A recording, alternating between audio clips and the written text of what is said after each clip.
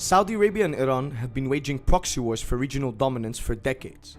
This rivalry has dragged the region into chaos and ignited Sunni-Shia conflict across the Middle East. Animosity between the two countries have been sharpened by a series of events, from the war in Syria and Yemen to the trial of strength in Iraq and Lebanon.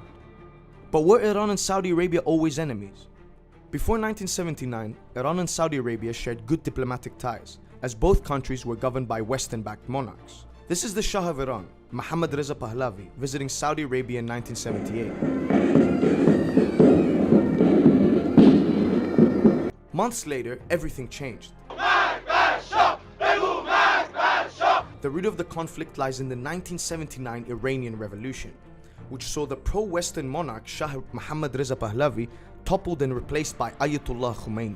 There was a triumphant and tumultuous welcome in Tehran today by more than 1 million Iranians for the Ayatollah Khomeini, returning home from 15 years of exile. The return of Khomeini marked a turning point in the Saudi-Iranian relationship. The Saudi regime, the self-proclaimed leader of the Sunni world, was alarmed by the presence of an Islamic revolution in the region.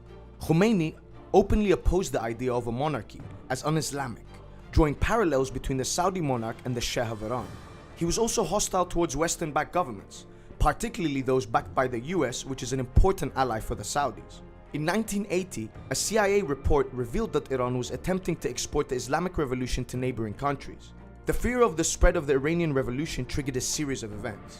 In Qatif, home to Saudi Arabia's Shia majority, protesters took to the streets calling for reform while raising pictures of Khomeini. The protest led to a violent crackdown by security forces, killing at least 20 people and arresting hundreds. The GCC was created as an alliance between 6 Gulf monarchies.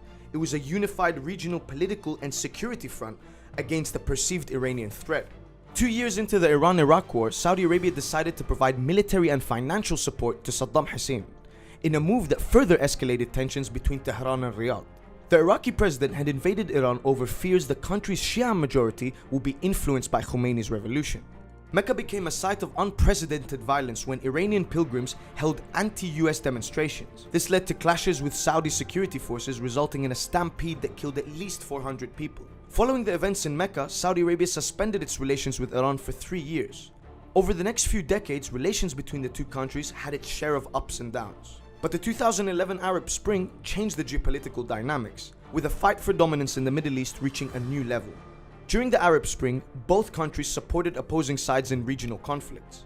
Iran openly spoke in support of the revolutions in Tunisia, Egypt and Bahrain, countries that were run by Sunni dictators who shared favorable relations with Saudis. The two powerhouses were also on opposing sides when the revolution reached Syria.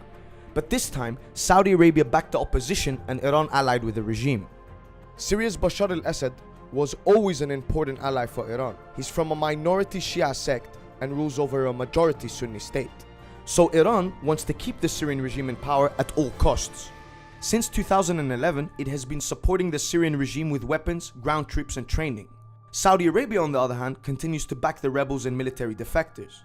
7 years later, the proxy war has had devastating effects on civilians, with 6 million Syrians displaced, 5 million refugees and more than 500,000 killed. Saudi Arabia's attempt to curb Iran's influence in Syria has failed so far, as the regime still controls most of the country.